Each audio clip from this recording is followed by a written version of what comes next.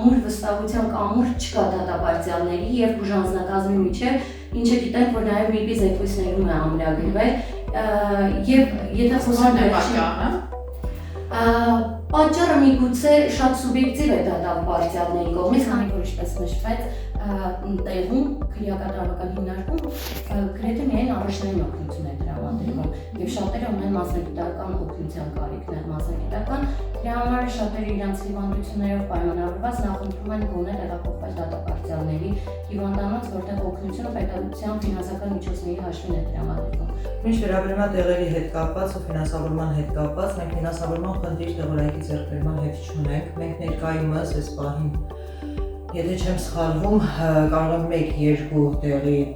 քանակական բան ասեմ, բայց 370-ի կարգի տեղ անուն ձեռք բերել ենք ու ունենք 370 տեղ անուն։ Հարցը այստեղ նա է, որ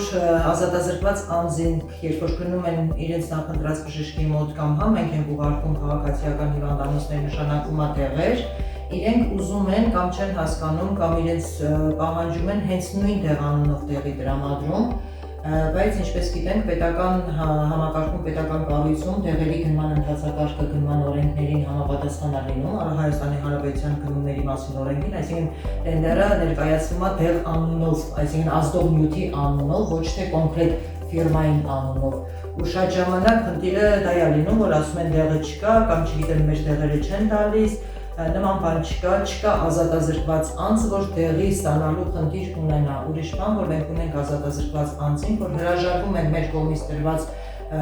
ջեներիկից, այսպես ասած, ուզում են հենց կոնկրետ ֆիրմային տեղը